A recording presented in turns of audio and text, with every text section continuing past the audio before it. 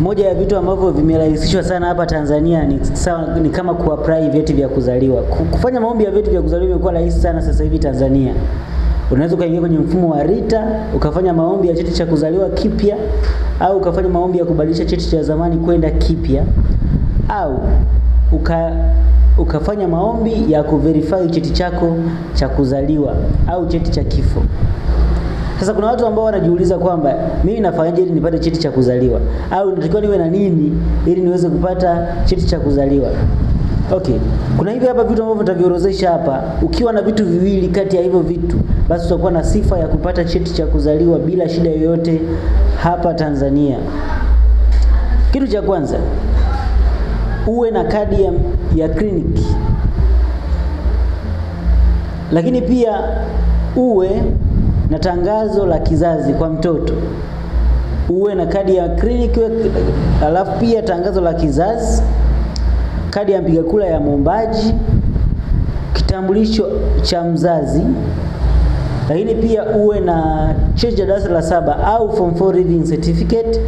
Uwe na barua ya utambulisho kutoka serikali ya mtaa kwa mtendaji wa kata. Lakini pia uwe na cheti cha ubatizo. Ukiwa na hizi document ambazo nimeziorodhesha, ukawa nazo tu mbili, basi unaweza ukafanya application kwenye mfumo wa RITA na ukapata cheti chako cha kuzaliwa popote pale ulipo Tanzania. Lakini kuna kitu kingine ambacho pia watu hawajui. Kwenye cheti cha kuzaliwa kuna swala linaitwa pick up office. Anajiuliza mtu kama wewe uko Dar es Salaam, unawezaje kuniombea cheti cha kuzaliwa nikiwa mimi niko Njombe? Watu wa Njombe wanajua haya maswali, wameniuliza sana, lakini wapo wengi ambao pia tumefanikiwa kuwapa elimu vizuri tu. Unaweza ukafanya maombi ya cheti cha kuzaliwa ukiwa Njombe na ukichukulia Dar es Salaam. Unaweza kama mtoto wako anasoma pengine Mwanza, lakini wewe upo Geita, unaweza kuomba cheti ukiwa Geita kwenye mfumo wa RITA, lakini ile pick up office ambayo ni sehemu ya kuchukulia ukaiweka Mwanza au mkoa wote mwingine ambao unautaka wewe. Sasa kwenye mfumo wa malipo ya serikali yako yanajulikana. Kwa mtu anayeanzia umri chini ya miaka 10, malipo ya serikali kwa cheti kipya ni shilingi 8,000.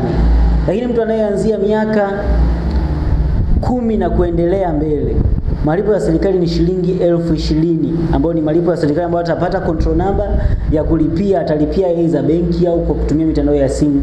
Bali inakubalika kabisa, akafanya malipo yake, akasubmit ombi la cheti na kikafanywa kazi. Sasa sisi Ematech, lengo letu sisi ni kila mtu awe na cheti cha kuzaliwa. Na kuna watu ambao pia hawajui waanzie wapi. Nadhani utakuwa umeshapata mwanga sasa wa kuanza. Lakini kama utahitaji sisi tukusaidie kufanya hiyo application ya cheti cha kuzaliwa, basi karibu sana ofisini kwetu. Kama unaweza kufika, lakini pia unaweza kufanya maombi tu, katuma details zako tu kufanyia maombi, kisha ukaenda kuchukua cheti chako cha kuzaliwa popote pale ulipo Tanzania. Ematech, we love you. And because we love you, we care. Bye.